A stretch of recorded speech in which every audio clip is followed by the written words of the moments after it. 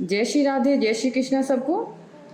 Astrology में एक शब्द बहुत ज़्यादा सुनने को मिलता है, वो है कालसर्प दोष। देखो, कालसर्प दोष को लेकर कई बार लोगों को इतना डराया जाता है कि उन्हें लगता है कि अब लाइफ में सक्सेस मिलना बहुत मुश्किल हो गया है। देखो, कालसर्प दोष है क्या? ज्योतिष के अनुसार जब सभी ग्रह राहु और केतु के बीच आ जाते हैं तब उसे कालसर्प दोष कहा जाता है। इस योग में दो ग्रह सबसे महत्वपूर्ण होते हैं, वह राहु और केतु। राहु को सर्प का सिर और केतु को सर्प की पूंछ माना जाता है।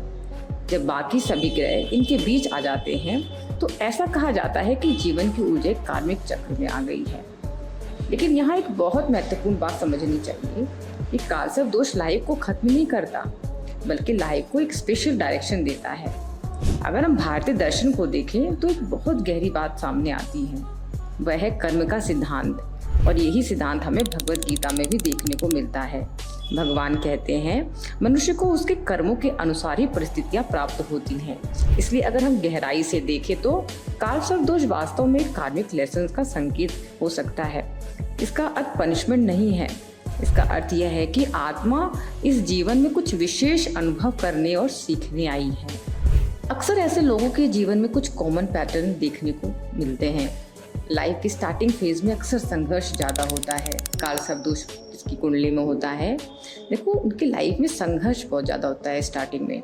कभी अपॉर्चुनिटी तेजी से मिलती है, कभी फैमिली सपोर्ट कम मिलता है, कभी लाइफ बहुत तेज़ी से आगे बढ़ती है और कभी अचानक डिफिकल्टीज आ जाती हैं। यह राहु और केतु की अनप्रेडिक्टेबल एनर्जी की वजह से होता है। एक इंटरेस्टिंग बात यह है कि कालसर्प दोष वाले लोग अक्सर ऑर्डिनरी लाइफ नहीं जीते, या तो बहुत संघर्ष करते हैं या लाइफ में बहुत बड़ा नाम बना लेते हैं। ये सबसे बड़ा मिथ है। एस्ट्रोलॉजी में कोई भी योग पूरी तरह अच्छा या बुरा नहीं होता। अगर कुंडली में मजबूत ग्रह हो जैसे जुपिटर, सैटर्न, सन, तो कालसर्प योग व्यक्ति को एक्स्ट्राऑर्डिनरी स्ट्रेंथ भी दे सकता है, क्योंकि जीवन में जो व्यक्ति संघर्ष से गुजरता है वही सबसे ज़्यादा मजबूत बनता है। अब इसे स्पिरिचुअल एंगल से समझते हैं। भारतीय संस्कृति में सर्प को नेगेटिव नहीं माना गया है। यह एनर्जी और ट्रांसफॉर्मेशन का प्रतीक है। इसलिए भगवान शिव के गले में भी सर्प दिखाई देता है। इसका यह अर्थ है जो व्यक्ति अपने डर और अपने कर्मों को समझ लेता है वह उसी ऊर्जा को अपनी शक्ति बना सकता है। इसलिए कालसर्प दोष स्पिरिचुअल अवेकनिंग का संकेत भी माना जा सकता है। अगर किसी की कुंडली में यह योग हो तो घबराने की जरूरत नहीं है। कुछ सिंपल रेमेडीज जीवन को बैलेंस कर सकती हैं।